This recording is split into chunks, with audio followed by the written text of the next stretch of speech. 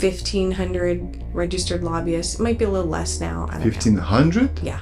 In California? Yeah. Whoever's paying you to go in there and talk, you're going to say what they want you to say. That's how lobbying works. Now you're elected king or queen and you can do whatever you want. That's not how it's supposed to be. That's how some people operate.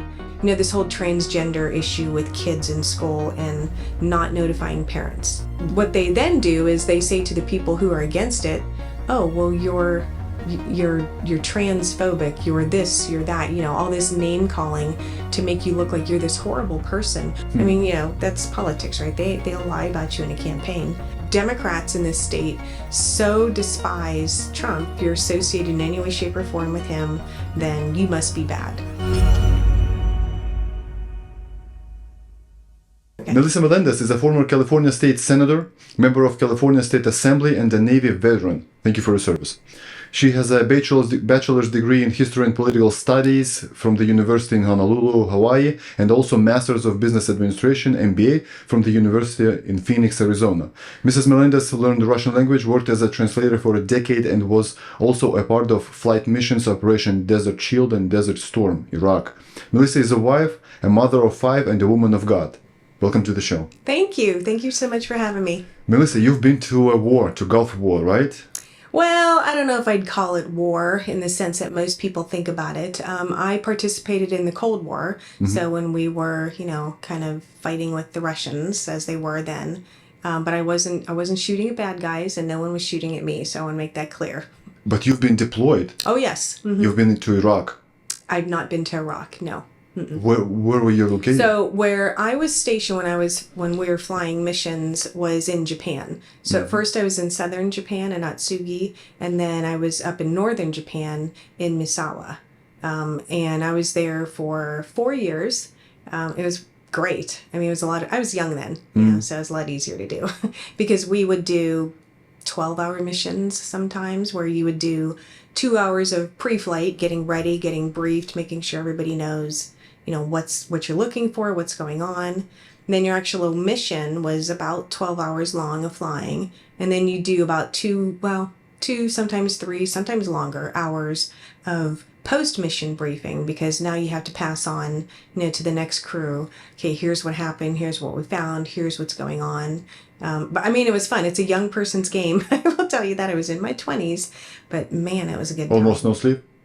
Well, I mean, it wasn't every day. There were rules about allowing people to rest. And sometimes of the year were much busier than others, depending on what's going on in the world. But it was a good time. So from there, though, we deploy all over the place, which I'm not going to get into, obviously. But we would, base out of Japan and then go to other locations and fly our missions from there.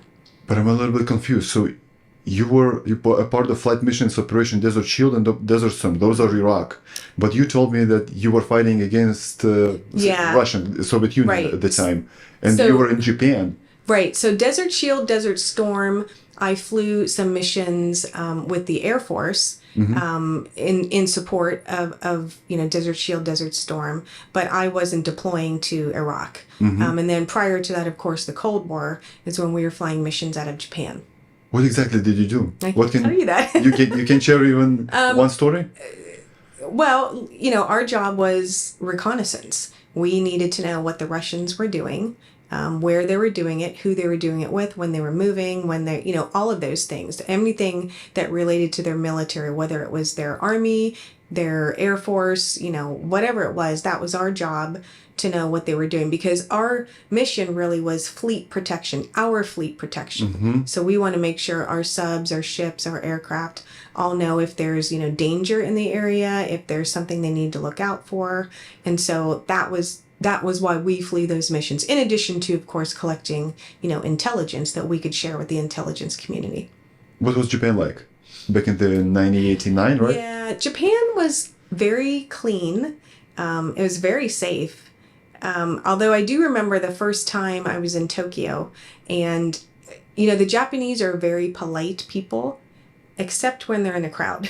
Then if you're in a crowd, like for instance, on the busy streets of Tokyo, in this country, if you bump into someone as you're walking past them, we say like, excuse me, sorry. They don't do that there. They just motor through and keep going, and they don't think anything of it, and they don't see it as rude. That it's just the culture. It's just the way it is. And so that threw me off in the beginning. I was like, what is happening here? But you get used to it. But it's a clean place. It's safe. I mean, you could leave your doors unlocked. You could, if you left something on the train, somebody would turn it into lost and found, having not touched it at all. It was a beautiful country. I didn't speak Japanese. I learned a little while I was there, enough to get around. But you have to remember, at the time I was there was no such thing as a cell phone. So there was no GPS. So getting around meant you had to learn landmarks. If you're driving, okay, turn at the, whatever blue building and make a right at the, farm. It was, there were no instructions, no directions that unless you spoke Japanese or could read kanji, which I could not. So that made it fun. Read what? Kanji, their written word. Oh, yeah. That's how it's called. Yeah, kanji. Yeah. So you're originally from Ohio, born and raised there. Born and raised. Then you got into Navy, then you got into Hawaii, then Japan, then the US. What was Ohio back then like in 80s? Was it safe? Was it something like safety-wise like the Japan you saw in the 1989? I was never a victim of a crime in Ohio. Had never been robbed, had never been, nothing like that. So I would say the little town that I grew up in was very safe. But I will say that I was born in Youngstown. And the reason we moved from Youngstown, out of that city into like a smaller suburb was because Youngstown was starting to get unsafe. And I remember walking home. This was back when, kids would walk home from the school bus stop. I was probably only, I'll bet, 7 or something like that. First grade? Yeah. And there was a group of boys who were walking behind, older boys who were walking behind me. And they were saying some very threatening things, like to me as they were walking behind me, which, really freaked me out. And I went home and told my parents. And it was not too long after that where they said, okay, we have to go because it was starting to get unsafe. Now, I haven't been back to Ohio in, 20 years, maybe a little less than that. But those guys were Americans? Oh, yeah.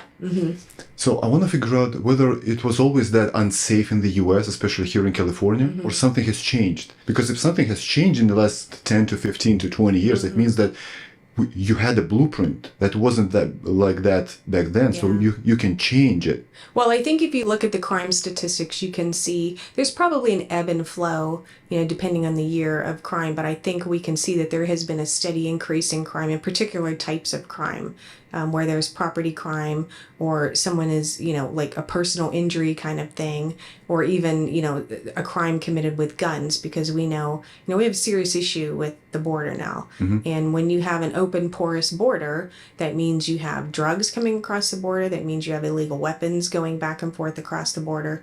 And that, of course, contributes, to crime. So I would say that the time I grew up, we left in the morning. In the summer, the rule was you get out of the house by a certain by a certain time, or your parents were going to put you to work. Yeah. Or like, see you later.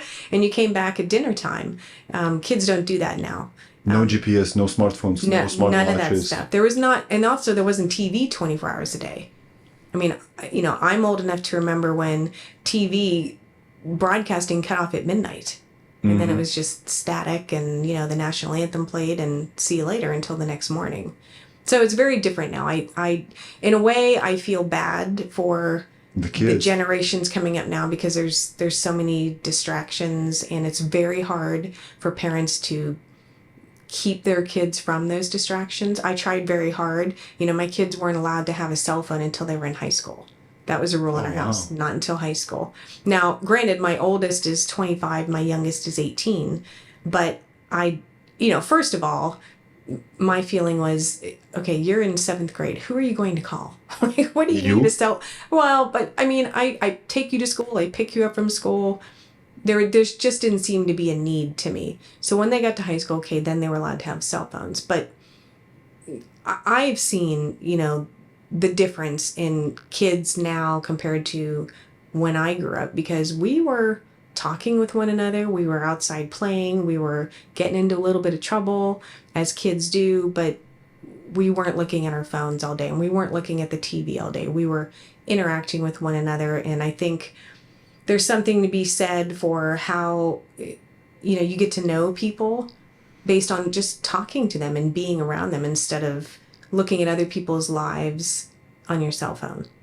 I think that's the disappointing part of this age we live in. I love my cell phone because it's great for getting me where I need to go, but I think it's probably done some damage that maybe we're not quite able to fully identify yet as far as, the generations coming up. So I was born in 1988 in Lithuania, former USSR. 1991 USSR collapsed. So I remember myself growing up in the 90s, early 2000s. There was never a problem in Lithuania with the kidnapping, child trafficking, sex trafficking, pedophiles, etc. So I was going on just like you said before, like you mentioned. 9 a.m. I have my breakfast and that's it. I'm out, and I go back for lunch at 1 p.m. and then I go back outside, and I'm coming back home. I want to say 8 to 9 p.m. That's it. We were always like that. All the children, all the kids. And we were never troubled. Our parents had never had we had never had cell phones or smartwatches. And you probably weren't afraid. We weren't afraid. And our parents even didn't have a single thought of maybe someone could kidnap us. Right now, even in Lithuania, if we were living in Lithuania, I would never let my son, 7, 8, 9, 10 years old, just go outside. But that's horrible. What has changed? How can we reverse it? Well, there's a lot of, I would say, mental illness out there. People who are prone to harm children. And I don't know, why that is. But I know that it exists. I know that there's a lot of people out there who prey upon kids, specifically children. Not that hasn't always existed, because it certainly has. It just seems like it's more so now. I don't have an answer as to why. Maybe the laws are not that harsh? Well, I'm just not convinced it's that, because that would suggest that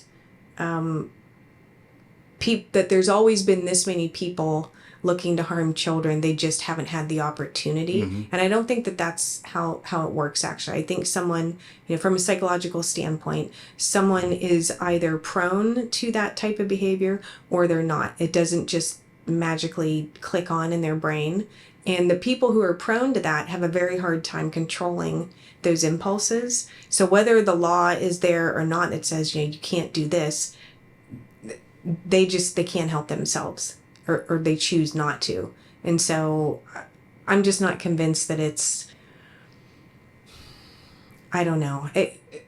I wish I was a psychiatrist or a psychologist so I could figure it out. But I do think that there's certainly more people out there, at least so it seems, that are prone to that kind of activity. And, parents need to be vigilant now. So you've been to California State Senate, right?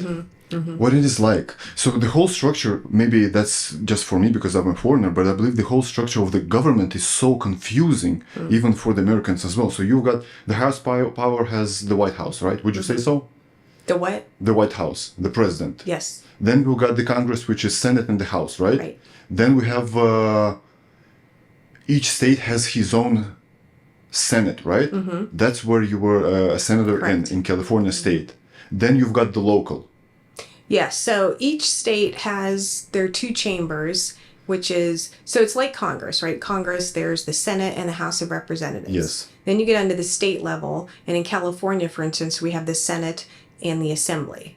Some states call it something, different, but they all have, the two houses, the upper house, which is the Senate, and the lower house, which is the Assembly, or, whatever it is the state is calling it. And then the governor, and then the local, which is your city councils, and your school boards and things like that. It's a lot of government. What exactly did you do when you were a senator in California?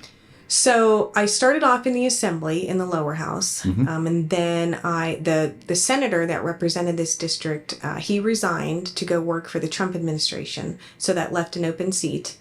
And we knew that from a Republican standpoint that the Democrat Party was trying to get their hands on that seat. So I decided to run for the Senate, even though I would have been happy just, staying where I was in the Assembly. But I didn't want to lose the seat. So I said, okay, I will run for Senate, which meant giving up 2 years of serving in the legislature, which was fine by me. Till the next election. Well, no, total, because in California, in the state legislature, we have term limits. So you can only serve for 12 years.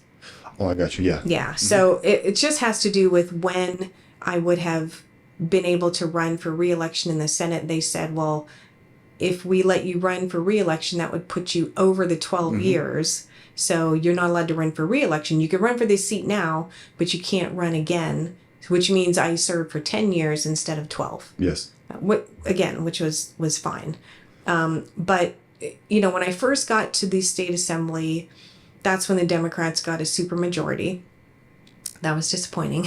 And then we took some seats back. So we took the supermajority away, and then they got it back again. So it's kind of been, they've always been in the majority. It's just there have been times throughout my time in the legislature where they've had a supermajority, which makes it hard, to get things done, because when you only need so many votes to do it, and they have that number and then some, but you would be surprised the number of times we were able to kill bad bills working with, Democrats who could see that the bills, were really bad. And so we worked with them, but, not for every bill, certainly. There's been a lot of bad things that have been signed into law, but it's California. What was your day like being a senator? So do you work 5 days a week? Well, so you're in session from Monday through Thursday. So we would fly up Monday morning, and then you had floor session, and then you have committee hearings on the next days, like Tuesday and Wednesday, and Monday too. Thursday morning, you would have floor session again. So floor session is where you're voting on the bills that have already gone through committee and been approved, and now the whole body has to vote on them before they're sent to the governor or sent, to the other house. So if the Senate votes yes, then the government decides whether to sign it or not, right? Yeah, it has to go through both houses. So if a bill starts off, let's say in the assembly, in the lower house, so it gets through all its committee hearings, and then it gets to the assembly floor, and it passes the Senate floor, then it gets sent over to the Senate. And then it goes through the very same process in the Senate. It has to go through the committee hearings, has to go through the Senate floor. Once that happens, then it gets sent to the governor, and then he can sign it or veto it. So Mondays and Thursdays are when we vote on bills. In between there, we had committee hearings. And then, of course, Thursday you fly home. But then when you're home, now you're doing district work. You're going to events in your district. You're holding meetings in your district. You're holding town halls, those sorts of things. So typically, Sunday generally was a day off. But Friday and Saturday, you definitely, had work to do. Isn't it just being a senator, it's like you just fight against another party just to get the seats, to get the votes? Well, everybody wants to be the one in control, right? So the part of the mission is to gain seats, to get, your folks into those seats so that you can have a stronger say in how we're governing this state. It's a deep blue state, California is and has been for some time.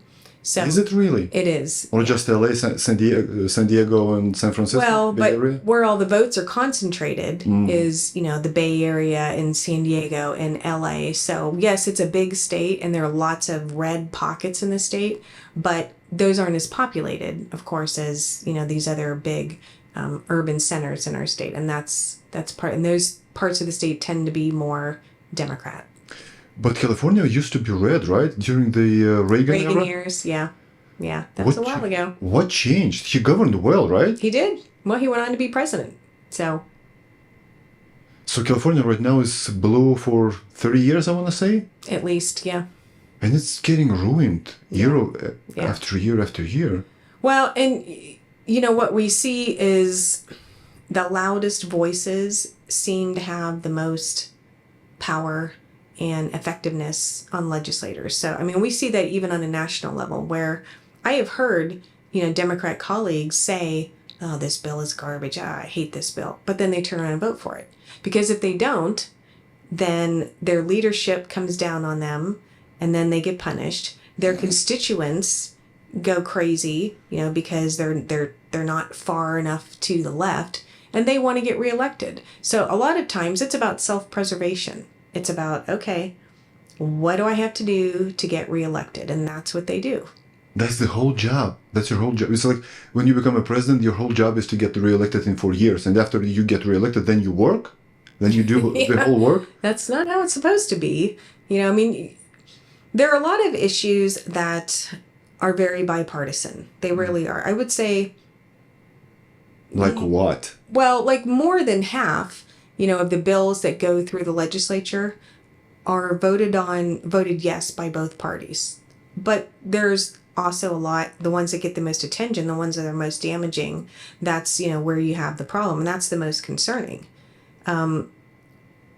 But, it's like when I got elected, I viewed it as this isn't, oh, no, now I'm elected and so I get to do whatever I want and vote whatever I think. That's not how it's supposed to be done. It's you're representing people. And so there were times when I voted a particular way on a bill that I didn't feel that way about the bill. But I had already heard from many of my constituents, we want you to vote yes on this or no on this, and here's why. And when you have that kind of connection, with the people you represent, you have to listen to them. It's not, now you're elected king or queen and you can do whatever you want. That's not how it's supposed to be. That's how some people operate, but that's not how it's, because that's not representative government. That's not what we have. But the whole point is to have two parties, right? The left and the right is just to meet in the middle. That's the but point. There's no middle Right. in California for There's decades no middle. now. Why do people still vote blue? If it's getting ruined. Because their government, first of all, Democrats, what I witnessed is they prey on people's emotions. So oftentimes they're not being pragmatic about whatever issue it is they're tackling. It's done on an emotional level. So if you know that, just we'll make something up here, creating a law that says everyone has to wear purple socks on Friday. If you know that people are going to love that, even though it's a dumb idea, but people, they would go crazy over that and they would think you were just wonderful for passing a law like that. In your head, it's dumb, but you do it, right? Because they want to get reelected. And that's what we're seeing with a lot of these issues. For instance, this whole transgender issue with kids in school and not notifying parents. AB 1955. Right. The most vocal people are the ones who are all for keeping parents in the dark. And what they then do is they say to the people who are against it, oh, well, you're transphobic, you're this, you're that, all this name calling to make you look like you're this horrible person. Well, nobody wants to be called that. Nobody wants to be labeled as that. And so they tend to stay a little more quiet. Now, we saw that change, just this past couple of years where people said, no, I'm not going to keep quiet anymore. This is crazy what you're doing. But again, the loudest, angriest mob voices out there are storming these meetings. They're storming the Capitol. They're, causing a big ruckus, whether it's in the Assembly chambers or the Senate chambers, you name it. They cause a big stir, and it spooks the legislators into thinking, well, everybody in my district must feel that way. Or worse, you have groups out there who are willing to spend a lot of money attacking you because you're not for this particular piece of legislation, which means, and they will lie. I mean, that's politics, right? They'll lie about you in a campaign.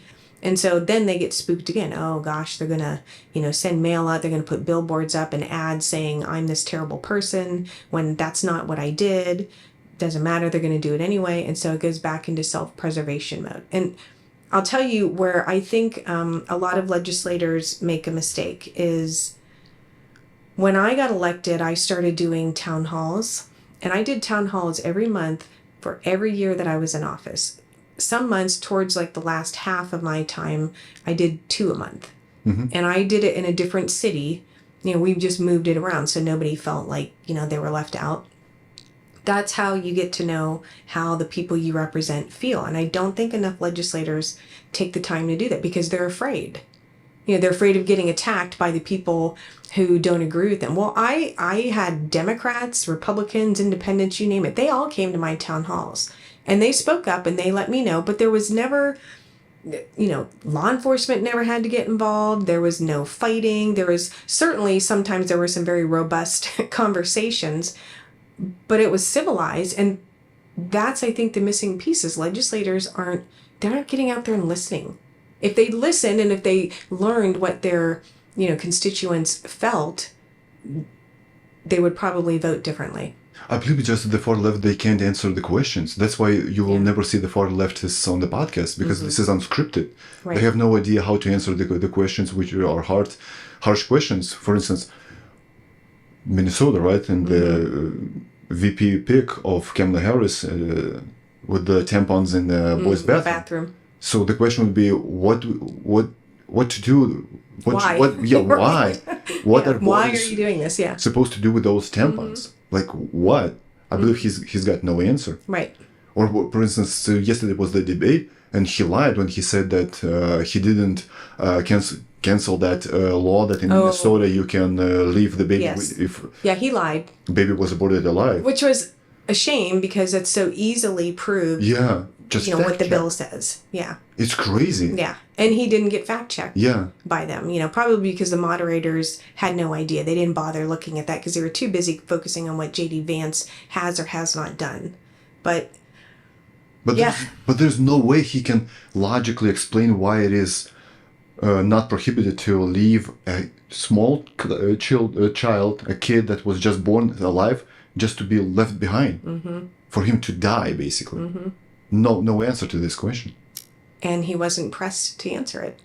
That's the problem. And that's, when they sort of omit the answer to that, what happens is you leave it open to interpretation for people to say, well, yeah, he probably didn't do that, because no one is providing any proof. The moderators should have kind of checked him on that and said, no, here's what the bill says, but they didn't do that. And that's by design, I think, because then it's better to leave people guessing than to give them the proof where there's no guesswork involved.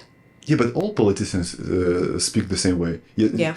J.D. Vance yesterday didn't answer the questions as well. What about this? What about that?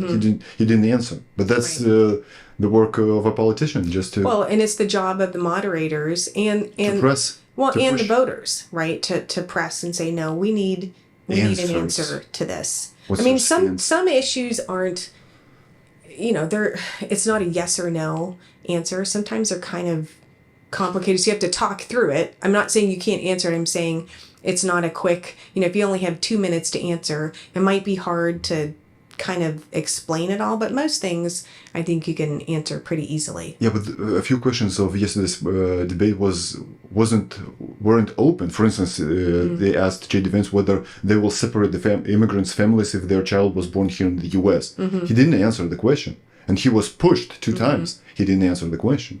Well, I suspect that that's because they've not developed, their strategy? Policy yet on that, because this is an issue, in the state, and we need to figure out, okay, how are we going to handle this? And it's not one thing. It just isn't one thing. There's not one answer to this. So I suspect that it's, I don't know, I'm not in his head, but I suspect that they're not going to lay it all out, in a debate. But so that was confusing, because if he says, yes, we will separate the families, we will deport the parents, but the child can stay here in the U.S. since he is the U.S. citizen, they're going to lose a lot of voters. Well, how can I don't do remember that? how because I did watch the debate. I don't remember exactly. He said that the families are separated already because the ones that children are being smuggled in through the border, they have no idea who their parents are, etc. Yeah, and I think it goes back to this policy of what we do at the border when people are coming across the border illegally. Do we go back to remain in Mexico where you have to process people legally through the proper channels, or are you going to continue to let people come through and say, hey, come back for your court date, and they never show up? Because presidents change, the Congress changes, policies change. So you should have something in place that no matter who's in charge, who's in power, the policy's still there, and it still, makes sense for this country, because it is a problem now. You are having children separated from their families now, and we have to figure out, if you could, close the border and make sure people are coming in through proper channels, we wouldn't be in this situation where you have to, decide, oh, okay, now what do we do? We've got kids, we've got parents, one's legal, one's not. I mean, it's a mess. It's a big mess because once we hear the number 350,000 kids are missing, right? Yeah. People just hear them like missing it. Yeah. Third of a million just missing. They have no idea what they're doing. And I think it's hard for people to wrap their minds around. Like, that's such a big number. Yeah, it's like talking to high school kids about what happened in the 1600s. They just sort of glaze over. It's just they can't comprehend it. And I think it's a big number. And I think when it doesn't personally affect them, they don't know anyone that it's affected. It's very abstract to them. And I don't know that they're quite, connecting the dots, but we have a huge human trafficking problem. I mean, a big trafficking problem, particularly in California. And that's not getting any better. We've got this fentanyl issue, which sometimes, ties into the human trafficking issue. And, we're talking about minors, children who are being trafficked for these purposes. And I understand that in our world, that's kind of hard to comprehend because, our kids are with us, they're safe, and we're not having those types of issues. But the reality is, it's out there, and it does change what your communities look like and what your country looks like, and the outlook, for everyone's future when you have people who are so badly damaged, who've been through this horrible situation and are in this country and they're going to become adults and they're going to need help. Hurt people. Exactly. Basically, we watch a movie like The Sound of Freedom last year. We watch a movie, we cry, and we forget about it in 2 days. That's it. Nothing is being done afterwards. Right. What I don't understand is the people of California that had, in 2021, they had a chance to recall Gavin Newsom, and they didn't succeed. Yeah. So everything that is going on here in California in the last, now is 6 years, they still like it. How so? There is no other great leader in California to become a governor? Well, I mean, you watch TV, you listen to the radio, you see the ads, so you're familiar with how this works as far as campaigns. I mean, and this, since Trump was elected, that has been the singular focus for Democrats in this state. And anything that is loosely tied to Trump, or at least, up to this point, perhaps, is just bad. So that's what we saw during all the campaigns. No matter what Republican was running, even if that Republican didn't support Trump, which we had a few of those, it didn't matter. What the Democrats did was they would send out a mailer, or they do an ad, or something on the internet, and they would put that Republican's face next to Trump's face and say, basically they're the same, they're together. He's a friend of an orange guy. Right. That's how they campaigned. And Democrats in this state so despise Trump. Not all of them. I think a lot of them now have come around to, he wasn't, I was a little wealthier when he was in office. I was a little safer when he was in office. But up until this point, that's how they looked at it was, well, if you're associated in any way, shape, or form with him, then you must be bad. And so you don't have people who are necessarily doing their homework on candidates, who are doing their homework on these issues. Because, let's be honest, people are busy. They're busy living their lives. They're busy raising their kids. Some of them are busy working 2 jobs. They're working the weekends. They're not. It's funny to me the number of politicians who think that everyone else is paying as close attention to these issues as they are, because they're not. They'll pay attention to the issues that maybe they personally connect with, but all this other noise, they've got their own issues to deal with within their own families and their own jobs. They don't care. So what they tend to believe is whatever was put in front of them last or most often. But it means that they live in a fantasy, because they watch the ads, right? Then they go outside and they see all the homelessness problem, the fentanyl problem, the crime. We live in LA. We hear sirens every 6 hours, I want to say. Yeah. Helicopters are all over our city. Right. Yeah, LA's in a bad way. Yeah. But even if you have another candidate, just like Larry Elder was, they just gaslit him. Yep. He was They called him What do they call the white face? the black face of call white white supremacy? What does it even really mean? Like, what? What? Yeah, I mean, I can't think of anything more insulting.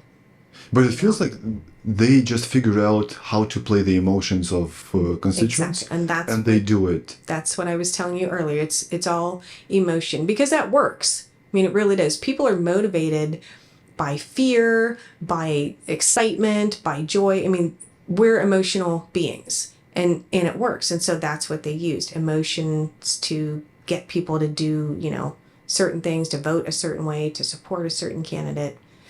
And because people are busy and because people aren't, most people, many, I shouldn't say most, but a lot of people are not as interested in really learning about Apollo and what he stands for.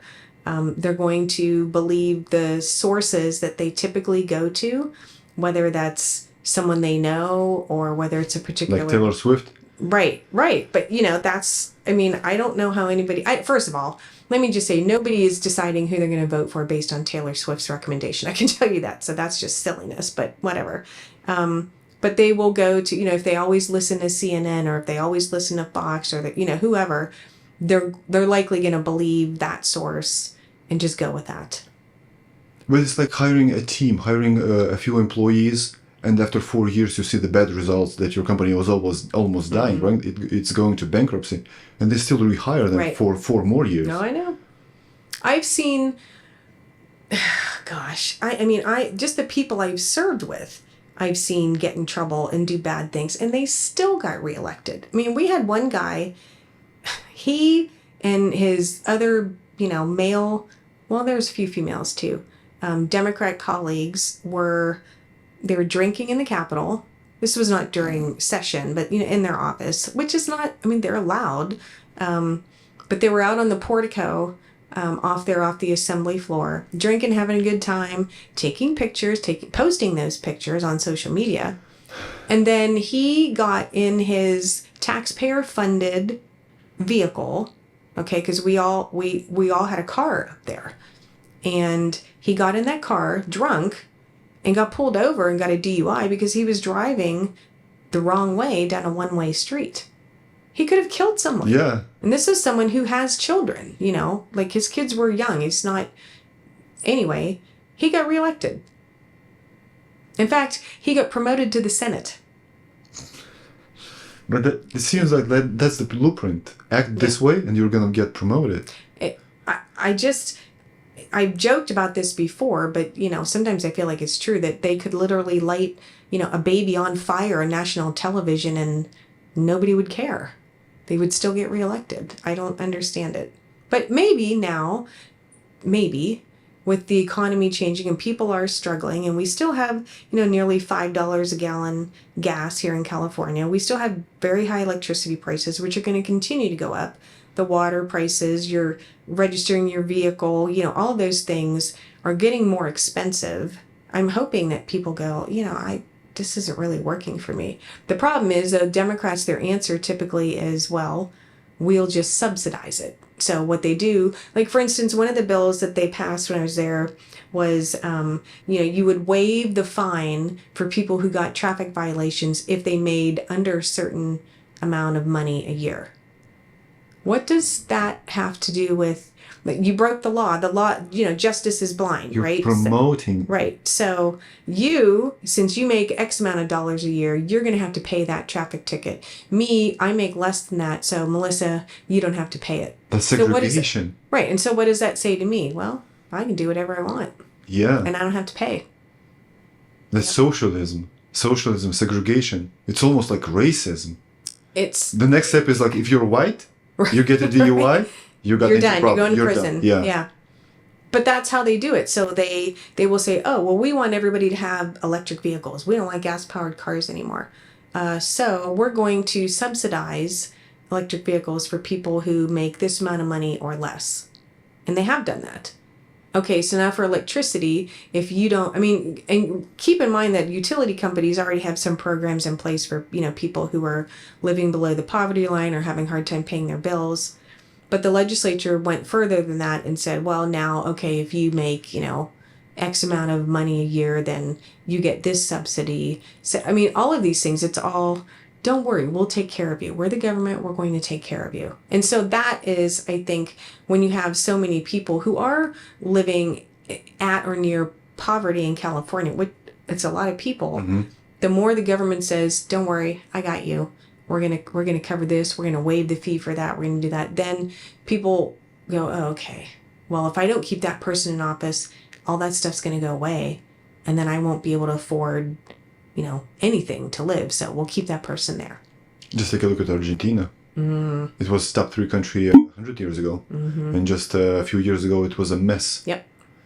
So, what about the lobbyism in the Senate? Is it big? It's huge.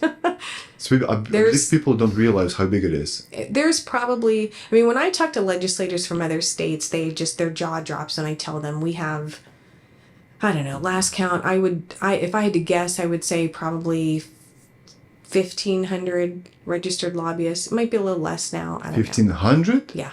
In California? Yeah.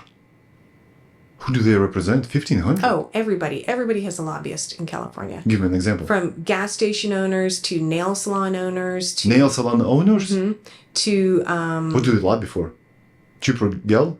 Well, it depends. If there's a bill that would affect their income, if it's a bill that would affect how they can do business, then that's their job to lobby for or against whatever that bill is. But every Native American tribe has lobbyists. Some of them have several.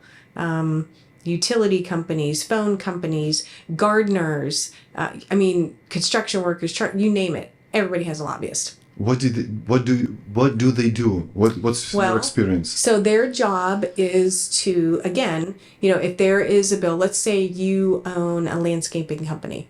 So if there was a bill that said, okay, and it passed, says you can no longer use gasoline-powered lawn equipment, right? You have to have electric equipment. So a lobbyist would go in and tell legislators all the reasons why that's going to hurt, the business of landscapers, how it's going to cost them money, how it's, going to damage their business. That's their job, is to fight against those bills. Or if there's a bill that would help them, then they go and advocate for it on behalf of their clients. But lobbyists, especially the bigger firms, some of them have 4 pages of clients.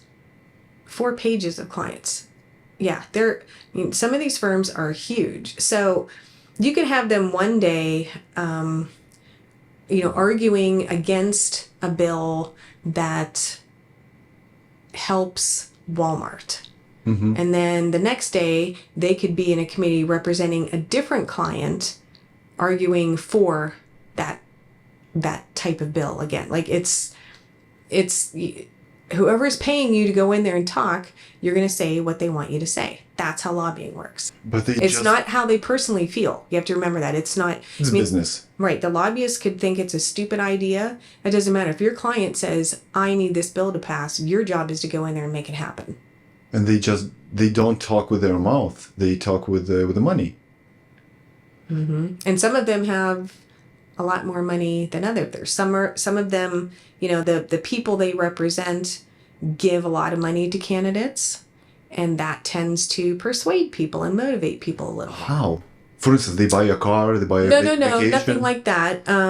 But if they're, for instance, campaign season, so in the assembly, re-election is every 2 years. In the Senate, it's every 4 years here. So it's like when you're in the assembly, you feel like you're constantly running for re-election. So you can, as a lobbyist, whoever you represent can say, okay, well, I want to give Melissa a max out check, which is now, it seems like it goes up every couple years, but we'll just say it's, $4,800. So they'll give you $4,800. Now that's a big deal to a candidate. A max out check is a big deal in a candidate. So if you have lobbyists who are representing firms who are constantly, every time you say, I'm running for election, can you... For my campaign, just for the ads, for instance, right? And they continue to give you max out checks every time you ask.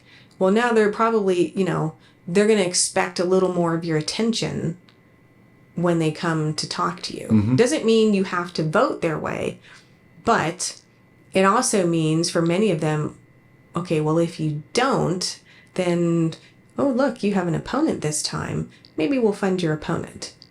Now, if you're solid with your district, if you've been communicating with your constituents and they know where you stand and they know who you are and they hear from you regularly and they see you regularly, then they're not going to believe whatever negative ads, somebody puts out about you. But if you're the type of legislator who is never seen and never heard from until it comes re-election time where now you're sending out mail saying, please vote for me, well, now you have a different story because people don't know who you are. And they don't know where you stand. So the maximum amount of money is $4,800. I think it's actually a little more than that now. I was just, for sake of argument. That's not a lot. $5,000, that's not a lot.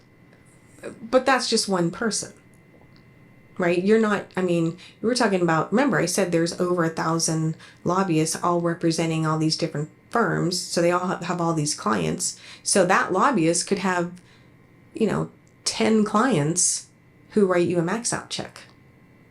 Oh, so you can get $4,800 from a client, not from a lobby. Right. It's not coming from the lobbyist. It's coming from the clients that they represent. So, for instance, let's take an example. You want to get reelected, and you get $100,000. Mm-hmm. Then, and you have to get, for instance, ads, pictures, videos, edits, etc. So you hire me. We're friends, right? And you pay me as much as you want, right? Right. Then we share the money. No accountability. I just write an invoice and pay the taxes. Well, that's illegal.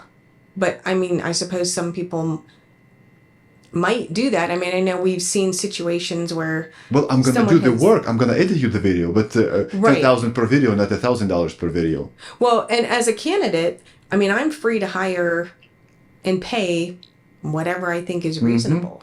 They would be foolish to do something like that, but I'm not saying that maybe it doesn't happen, but there's people who've been busted for things like that. Any examples? Off the top of my head, I can't think of the names, but there's, the FBI's been in the building and taken people down. We just had, when I was in the legislature, the Calderones went to prison because of bribery and, extortion, or maybe not extortion, but they did a lot of bad things in the legislature. Leland G., who was a senator, that guy was taking donations in exchange for his vote on things. And the funny part about it is, not funny, haha, it's just sort of ironic, is he was promising to deliver these illegal firearms he didn't know he was dealing with the FBI, obviously. But he was promising, in exchange for money, he was going to make sure that they got this delivery of firearms that, was illegal, all these things. But this is the same guy who introduced many gun control bills and I know because I was on the public safety committee, so he would come to my committees and I would, just couldn't believe what I was hearing. So he's advocating for gun control bills, and after he's done doing that, at night he's saying, hey, I can give you this, pallet of AKs or whatever it is he was trying to sell. So he went to federal prison.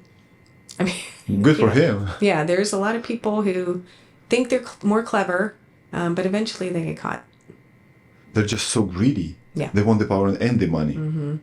What's your stance on gun control? So let me explain. So I'm from Lithuania.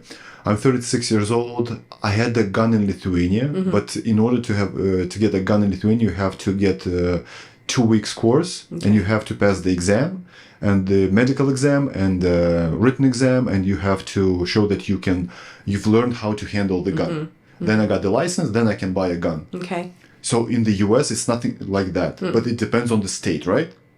Yeah, you don't have to take a 2-week course in order to purchase a firearm. You do have to take, a test.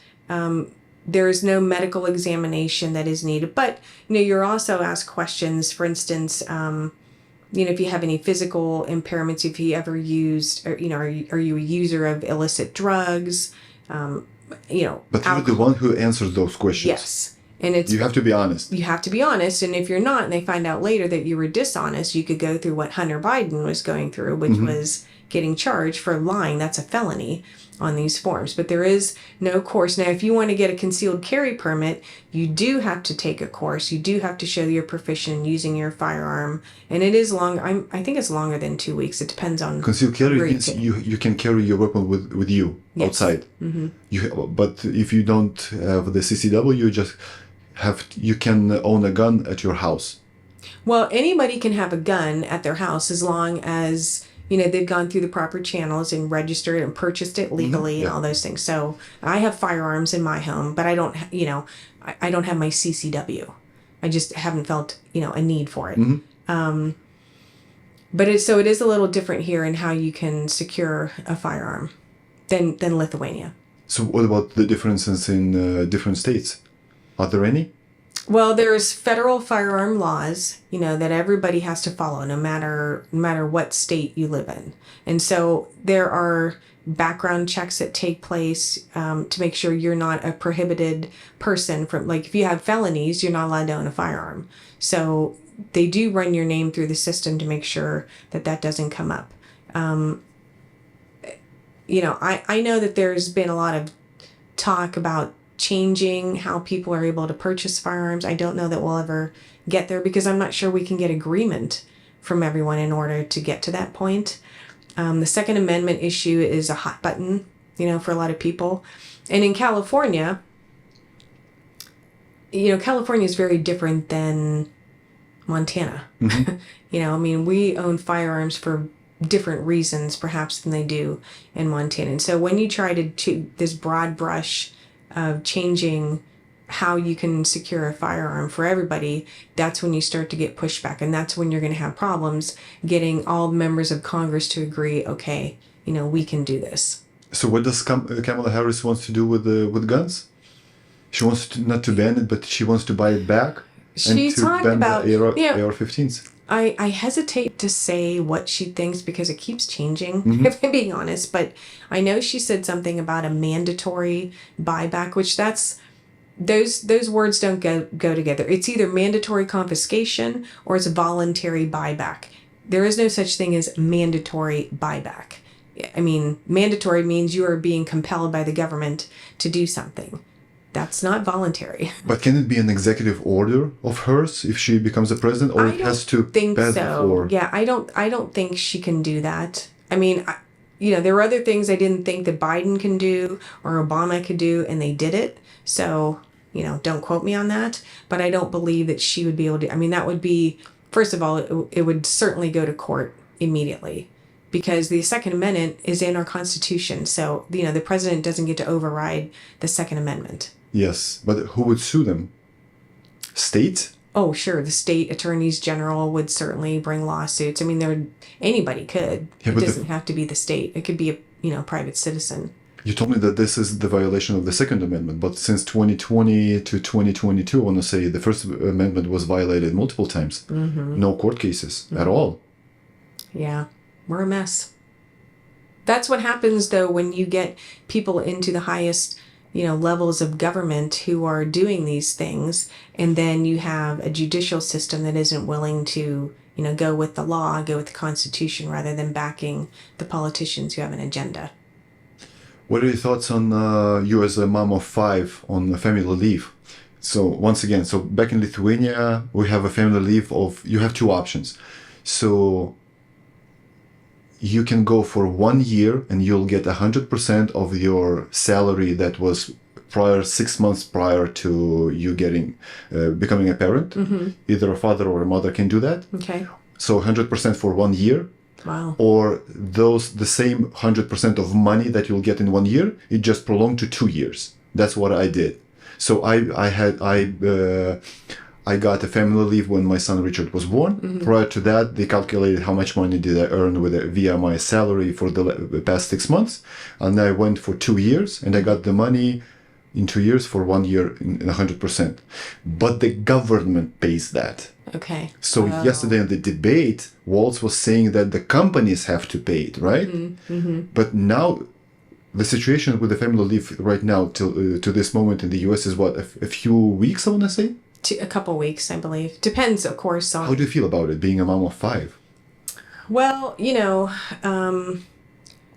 that was one of the reasons why I left the Navy, was because I knew I wanted to start a family. Mm-hmm. And I knew that I didn't want to deploy right after having a baby. And at the time that I was in, you got, I believe it was 6 weeks. So if I had a baby, I would get 6 weeks, and then that was it. You could then be deployed. And I could not imagine leaving behind a 6-week-old infant and leaving the country. I just said, I know we want to start a family. That's not something I want to deal with. So that's, a large reason why I left. I think that our family leave policy could be better. It's just a matter of, we need to get some agreement on who's going to pay for it, because I think our population is slightly larger than that of Lithuania. 2.8 million only. Yeah. So we're talking about a lot of money, and are Americans willing to pay for that? I mean, half the population essentially, right, is female, not all childbearing age, of course, and not all of them work. But I do think we have to make it more, I think we need to be pro-family, kind of like J.D. Vance said, last night, was you have to be more pro-family. You have to make it so that it's not this, anxiety about having a family, but it's anticipation and joy about having a family, not, oh gosh, what am I going to do? And there was a time in this country, yes, when, if you got pregnant as a woman, well, you could kiss your job goodbye, because they weren't going to hold it for you. They didn't have to. So sometimes, yes, the government does have to come in and say, no, you can't do that. That's not fair. I mean, it doesn't happen to men, right? If he's married and his wife has a baby, his life continues, although now he has another mouth to feed and more responsibility, but he doesn't have to worry about losing his job. But that was back then in 1960s to 70s, right? When just a father could work and he could provide for the whole family. Right now, it's no way. Right. So me being a father, I have no idea, how can you leave a child and go back to work after 6 weeks after, right? That's crazy, because the first year is crucial for a mom to... absolutely. Just to feed his baby with breast milk. This is crucial. Yep. Do you think that if, for instance, if they agree on family leave, let's say a year, like in our country, Lithuania, right? Mm-hmm. Don't you think that it's gonna drive the abortion rate down? Because women would be more like to give birth to a baby and not abort them, because they would have a support for at least 12 months. I think that depends, and that would vary by woman, because for some women, it wouldn't matter. Like, they just don't want a baby. Mm-hmm. It has nothing to do with their job. For other women, that could be the reason of, oh, I don't want to lose my job. But again, we also have laws now against discriminating and firing someone because they got pregnant. So, you can't do that. So I would say, it's possible that could drive the abortion, rate down. I think, though, we're also seeing a shift in how the younger generation views abortion, even though they seem to be more, just let people do whatever's best for them. But I think the number of abortions that are taking place is going down with these generations that are coming up. Now, maybe that's because they're not getting pregnant as often. Maybe it's, I don't know. But I know that their viewpoint is a little different than, say, 2 generations ago, on the issue. But going back to supporting the family, if you're pro-family, if you're pro-life, then there's a lot of other things that go with it. Like, it is very expensive to have childcare. And I didn't want my kids in childcare.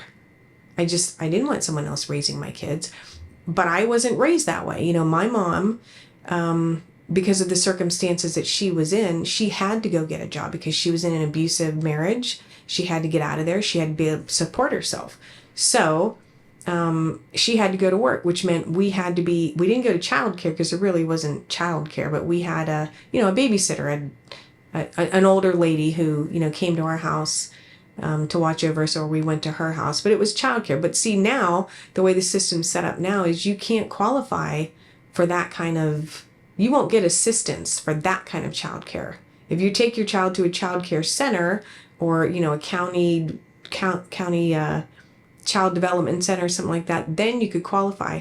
But if it's your mother-in-law or your sister or whoever, you don't get the help. Doesn't qualify. And that doesn't make any sense.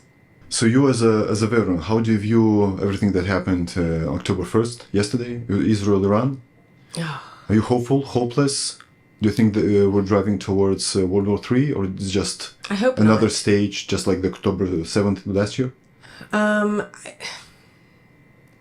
My gut tells me that Israel has finally been pushed too far, and I think they're in it to win it. And I almost think that they don't have a choice.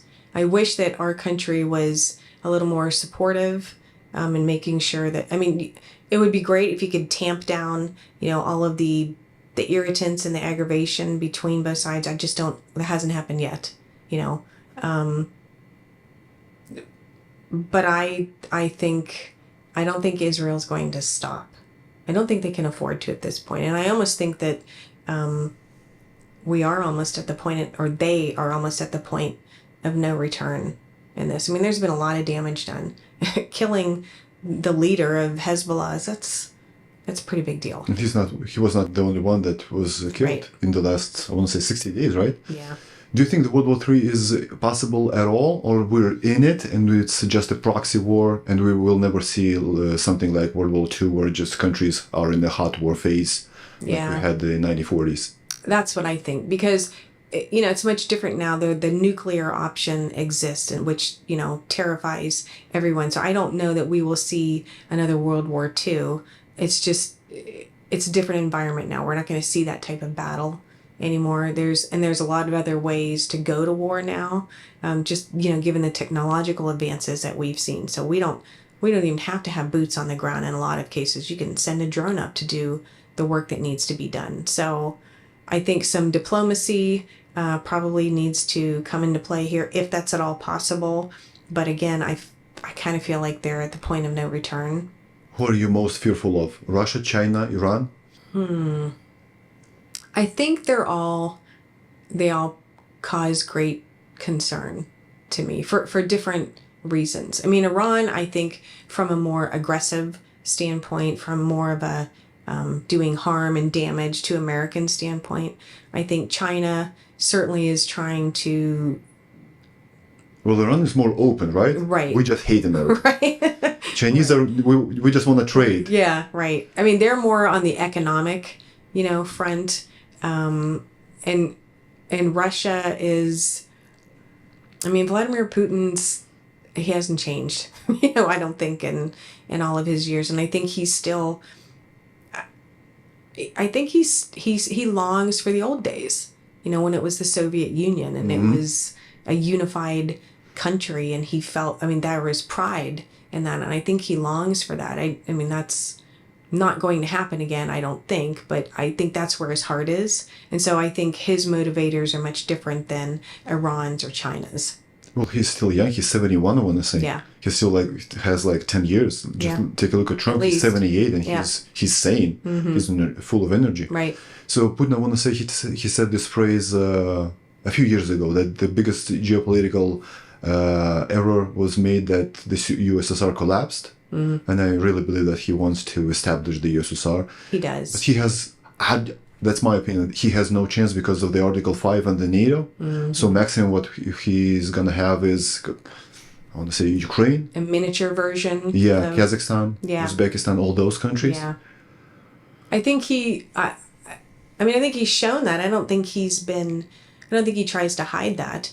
I think he sees it as, we are stronger, they are stronger as a nation when they are bigger and when they are unified, which I get why he thinks that, but again, we're not going to go back to the old days of, the great power of the Soviet Union. Would you say Russia is corrupted? Well, I'm going to be honest with you. I think every government out there in every country has a level of corruption that exists within it. Yeah, but so since I speak Russian, I understand the language, so I can watch the content on YouTube, especially, right? So Russia is so corrupt. So for you to understand, 140 million population, they've got two major cities, Moscow and Saint Petersburg. I want to say life is only over in those cities. Great cities, safe, etc. Big cities, lots of millionaires, billionaires, oligarchs. The other part of Russia, I want to say 95%, it's just a mess. So statistically wise, more than out of those big cities, they're not included. 40% Russians have restrooms outside their home. 40%. 40%. Wow.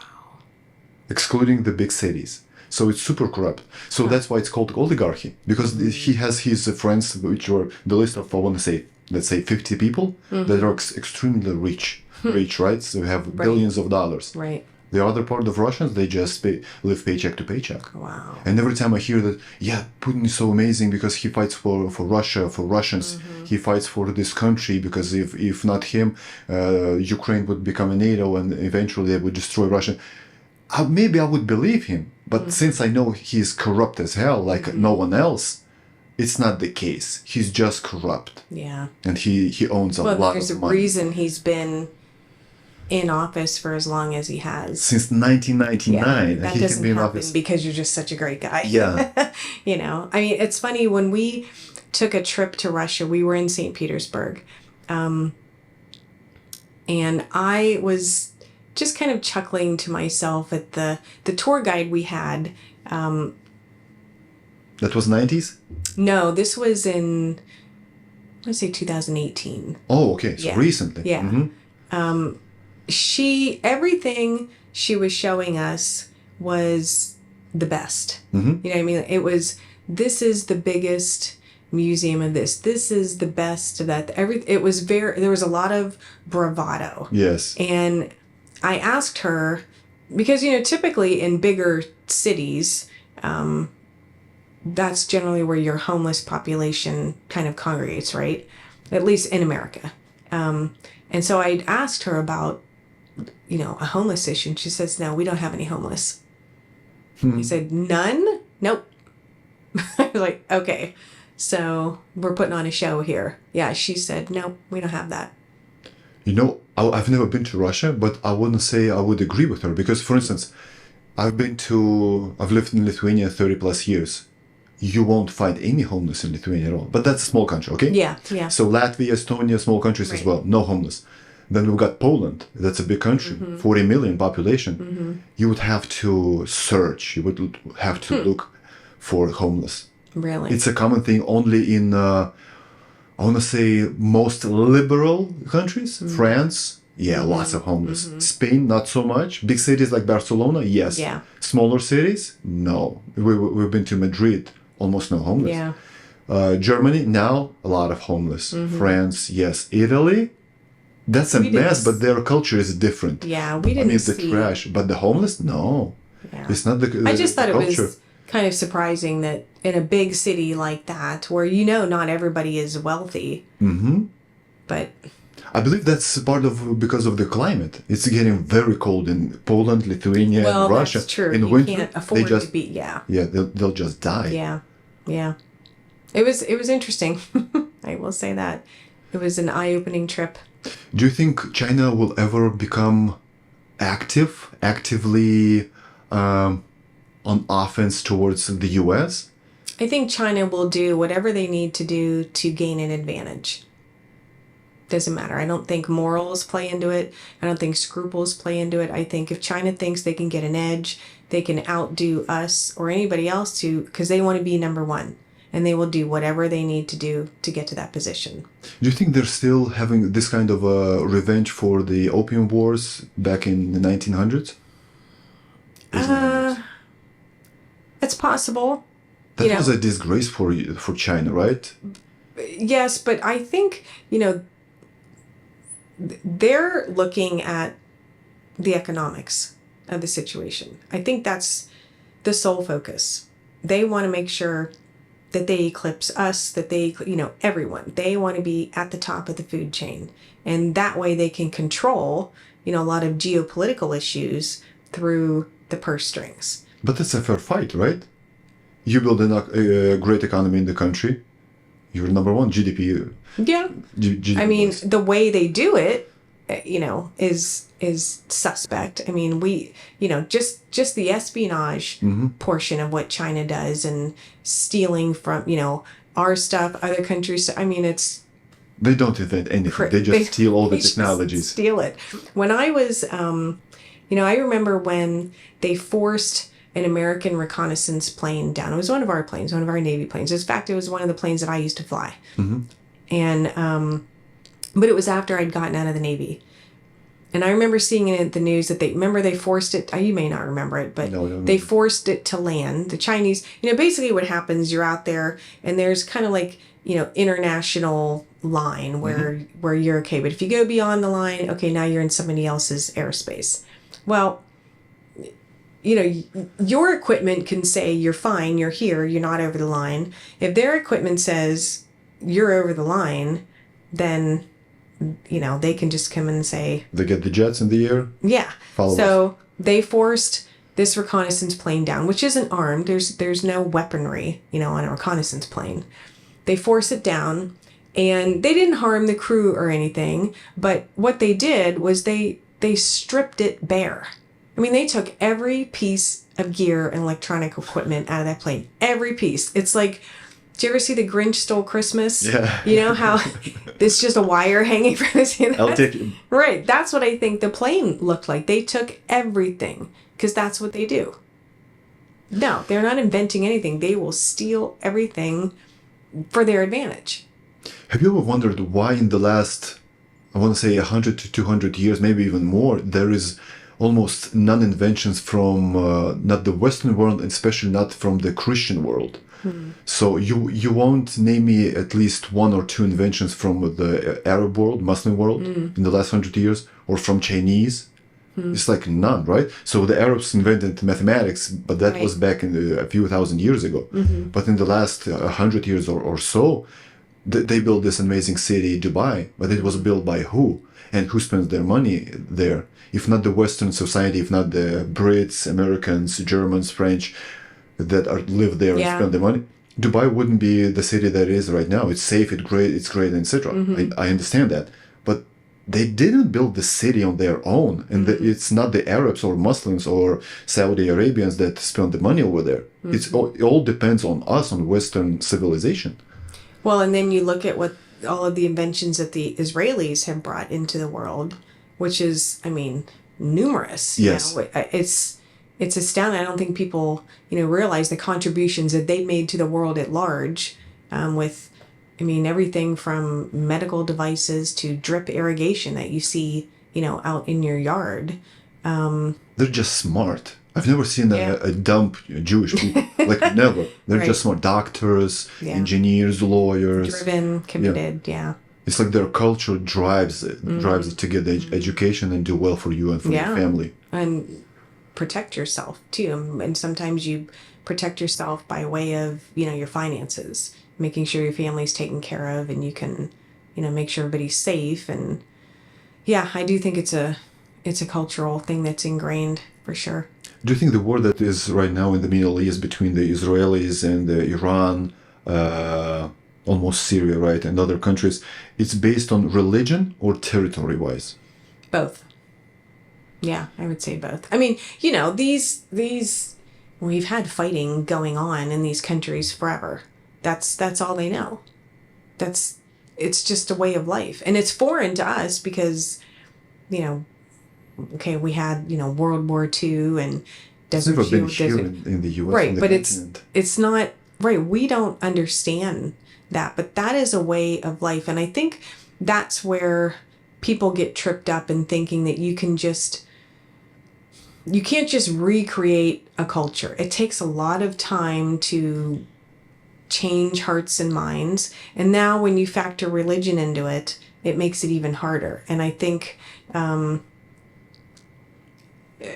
if we could get everyone to just sort of agree to disagree, about whatever religious differences they have, but live peacefully, boy, wouldn't that be wonderful? It's just we've yet to be able to do that because it's either about territory or, and then when you throw terrorist groups into it, that's a whole other motivation. And that's power and that's territory and control and money and. But history shows us it's no way they're gonna have an agreement in the near future. Like no way. Not an agreement like we would like to see, but we've had agreements in that. Well, they've been offered agreements in the past which have been flatly, refused with respect to Gaza and the Palestinians, and that just hasn't worked because one side says we want everything or nothing and doesn't want to accept, a compromise. So I don't know how you overcome that until you can somehow eradicate the terrorist element and bring in, people who are a little more thoughtful, a little more provocative in how they're approaching, these issues and understanding that some compromise has to be made. But Iran was not like this before Shah, when Shah reigned, right? Saudi Arabia, even right now, is very peaceful and it has ties with Israel. But the biggest catalyst, I want to say, in the Middle East being peaceful was the United States, in the president himself. Now you can't even name me who's the president of the US. That's why it's such a mess over there. Right. And it seems like Iran and Russia and China acknowledges that. Oh, sure. They're saying like, we'll see what happens on November 5th. If Trump gets elected, okay, so we'll have time till January 2025. Right. We have to do everything that we can because after 2025 January, our hands are going to be tied. Yeah, they don't know what's going to happen. And so now it's making their move. Open opportunity just to act. Well, and that's what they're doing. And, I don't know what the Biden administration is doing. It doesn't seem like much. They say, they're having ongoing discussions and their people are talking to their people. But that's not diplomacy. That's not the way Americans expect diplomacy to unfold. We expect our president to be the one who's reaching across the table and having the conversation, not his staff calling their staff. And a lot can get lost in the translation when you have staff members talking to staff members. Yeah. That's the point of the president. That's the point of world leaders is they need to work it out. And then they let their folks know, here's what's going to happen. Because you're at my direction now, if you're the president or, whoever. And we're not seeing that happens. And you can bet, of course, as you mentioned, that China and Russia and Iran and everyone else that thinks they can take a shot at us or Israel or any of our allies, they're looking at that now as an opportunity to do that because nobody's watching the game. And I'm mostly fearful of the coalition that they have. Iran, Russia, Brazil, India, China, Saudi Arabia. It's more than half of the world. It's like 4 billion people, up to 4 billion. That's a lot. It is a lot, but I'll tell you, they... What's the Mike Tyson quote? Everybody thinks they're a tough guy until they're punched in the face. Everybody has a plan until you're punched in the face. Yeah, and I think a lot of these other countries, though they may want to form a coalition, make a move, are thinking very carefully about doing that because of the ramifications of what could take place if they were to do that, and it didn't go as they planned. Which, we're not. Granted, we don't have the strongest president right now, but we as a country and as a military are still strong as we ever were. So I hope they're paying attention to that. When you have a Rachel Levine, like why? I'm mostly terrified of the drones. What they do right now with the drones, it's a new thing. It's only a few years thing, right? It wasn't a thing. What, with being them weaponized? Yeah, just weaponized. And they're light, they're fast, they can go with explosives. And the show that China shows with everything in the sky that they can do with the drones, you just realize they can put an explosive over there. Well, I want to assure you though that whatever they're doing, I can promise you that we're doing it better. So I hope so. Yeah. I hope so. Don't worry. So Melissa, in regards to Russia, I want to say one more thing. So since I know their culture. I know that the things that they say that work don't work in Russia. And I'm going to give you an example. Okay. So remember myself, 2022. We were living in Spain back then. I woke up to this news that Russia invaded Ukraine. I was like, wow, that's a war, hot war, right? And Putin was saying we're going to capture Kiev in 60 days. I want to say he told the whole world it's just a matter of 2 months. Now we're seeing it's almost 3 years. They captured a few small cities and they can't do a thing. So every time that they say they have nuclear weapons, maybe they do. I just doubt that they work as it has to work. Right. Yeah. And every time that you say that I have this, my brother, he's so strong. You don't know for that. sure. Yeah. Yeah. You just if you have a brother that is a big one and a muscular one and he's a fighter, he just has to show up. You don't have to say about it every time. Putin says about his nuclear arsenal almost, I would say, every month, right? That's true. But, he's positioned himself as a person who, the world thinks is unpredictable. And the world also thinks is very cutthroat and aggressive. So I'm sure that was by design. And to some extent, he is, many of those things. But it gives people pause when I think some of these other countries are looking at, okay, who do we align with? What is he going to do? Do you think he'll really do that? We're not really sure. Do we want to take the chance? You see a lot of that. I don't know. And that's, for him, that's probably wonderful because that's exactly what he wants. You he wants to be feared. Sure. And you want to kind of create chaos because it throws people off balance and then they're unsure of what they're doing. Meanwhile, you're as sure-footed as ever in exactly what you want to do, but they're not. And that's kind of how you win these battles or wars as you were speaking of. But yeah, Ukraine didn't exactly turn out the way he said it was going to. Yeah. But it's still going. So I also think he's a patient man. So but he loses his own people, lots of them, hundreds of thousands of them. But I don't think he cares. He doesn't care. Yeah, no. It's just those are just expendables. Right. He'll just replace them with the next battalion of young people who are willing to fight for the cause.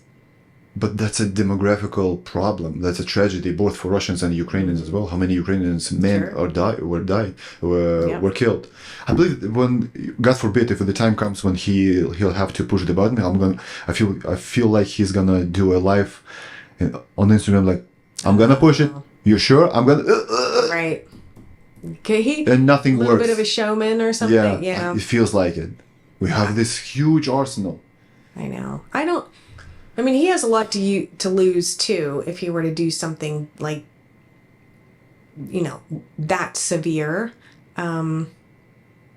But I think you're right in that he's not... He would have used it already. Well, and he's not unwilling to use it as a bargaining chip, which he's been doing. Right? That's why he mentions it so often. So he's saying that Russia has this amazing nuclear arsenal, all the technologies with the drones, missiles, and etc. But at the same time, they have no smartphones, no computers, no chips, no automobile industry. Right. Where did you get the money to, But you've got no technology because all the technology comes from the wars, right? You invent something during the war, then you implement it in the civil world. They don't have any, even vehicles, like none.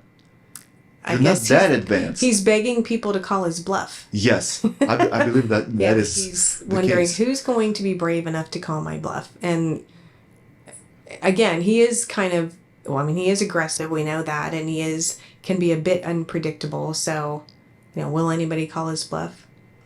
That's not going to be our current administration, I can tell you that.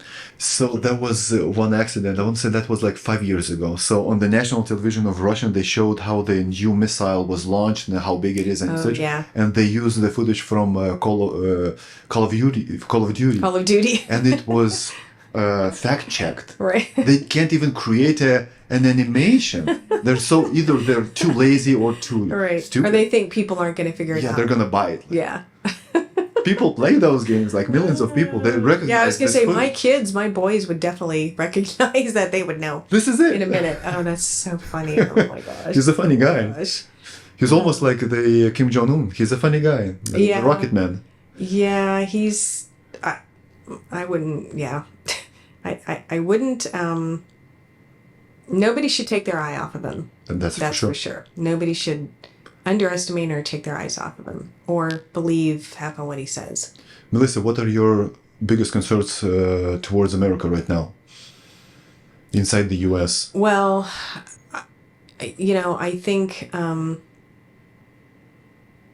immediate concerns are just our economy and how people are doing. I mean, there's a lot of people struggling. And, California is an expensive state to live in, granted. So, and I've been traveling a lot lately. So, I've been in the Midwest and Florida, and clearly the cost of living is much different. But people are struggling in California the same, though, as they're struggling in Florida or in Virginia or in Oklahoma. It's the cost pressures are the same. And what I worry about is the generation, like my kids, their generation coming up for this state, how they're ever going to afford to be able to live in California, like outside of, their parents' home. Mm-hmm. There's no way you can afford a house. Right. I mean, the average cost of a home in California, last I checked, was, I don't know, $815,000. That's crazy, So if you're a young person in California, you're probably going to try to go somewhere where you can afford to live, which means we're going to be basically exporting talent. You already do with Elon Musk and his own his companies. But not just talent, workforce, but generations, right? When your 20-somethings leave California and go somewhere else to start a family and raise a family, it's it changes the makeup of our state. That's what happens in Lithuania. So Lithuanians' population plummets every year. Mm-hmm. So back in when the USSR collapsed, Lithuania had 3.5 million population, right? Mm-hmm. Right now it's 2024, it's 2.8. Oh, wow. It's not a lot, 700 people, 700,000. It's not a lot, but percentage-wise, it's like that's a lot. Quarter. Yeah. That's a lot. That's what drives a lot of people to go to Norway, Sweden, US, UK, Germany, you name it. It's the opportunity. And I see it, kind of everywhere that I've been traveling to. And for all the people who hate Trump, I still stand by the fact that everybody's finances were better then. Even if you didn't like them, the economy was good, and they talk about bringing jobs back to our country because, I mean, it is a valid point to say that when economists say, oh, no, it'll be great if you just offshore all this stuff. Oh, it'll be great for the Americans. And, oh, this will be wonderful if you do that. And now you see that that's not the case. So change what you're doing. Change it. How about the strike that is going on right now with the ports? That's it. I mean, that union boss, he was very clear in what his intentions were. There is no mistaking what he intends to do. And he meant it. I believe it. He meant it. And we saw this, just a couple years ago. Last year. SAG? Was it last Actors? year? Yeah, 2023. No, we had another, it wasn't a strike. There was something else that was going on with our transportation system and not being able to, get deliveries out there. And so it's September. No, it's October now. October now. So, I mean, we're 2 months from Christmas. Mm-hmm. It's perfect timing because now you got people right where you want them. So they need to figure it out. But again, it's more anxiety for Americans because they're already stressed because their budgets are already tight and the cost to heat their home in the winter is going up, or the cost to cool their home in California, or whatever. And now you've got Christmas coming, and then you've got Israel, Iran, exactly, Ukraine, Russia. There's a lot of China. Anxiety, right, about what is our country going to do? How are we going to get involved? Not just from the perspective of I hope this doesn't happen, but from the perspective of the people who have family members in the military who may get called to deploy to some of these places, like my son, like my husband. that's where this comes into play, where people's anxiety starts to rev up because it's their son or their grandson or their daughter or, whatever. And when you see, oh, are they going to, wait, we're going here to do what? And what is our purpose there? And it's just a lot of things for people to try to manage in their heads. And in addition to, all the other things that they're doing, raising a family and working. And I don't know, I just feel like the anxiety level is kind of it adds up. Since 2020, it just adds up. Yeah, it really does. And it woken up a lot of people. I believe a lot of people just started asking those questions, like, why are we there? Why am I there? Why are we doing this? I know you gotta go, but the last question on my podcast is always the same. Let's have two assumptions with you, Melissa. So assumption number one is the President of the United States, the position of the President of the US is the most powerful in the whole world. Assumption number two is you become one. You become the President of the US. Once you do so, you got this Secret Service. They tell you, we love you, we're on your side. We know, as a Secret Service, we know all the answers in the world. You ask us, we give you an honest answer. What would be your first question? They know everything? They know everything. And they will tell you the truth. Like everything. Boy, I wish I'd known you were going to ask me that. I'd thought a little deeper about this. If they know everything, then I would probably ask them what exactly the intentions are of China and of Iran and, the other countries out there who we are trying to make sure we're at peace with and they're at peace with everyone else and that we're protecting ourselves. I would want to know, what is their plan? That's what I would want to know. So that I could protect not only us here, but, our friends, our allies. You could ask a little more mundane questions about something simpler, but I don't know. I think broader picture, because that's it has to go beyond what you can see right in front of you and what you see today. You got to look like for my kids and their kids and your kids. And let's say they tell you China is about to get in war with us in hot conflict in 5 years. Would you expose it to the public so you could have this kind of momentum like you had in 2001 after 9/11 when the whole country was united?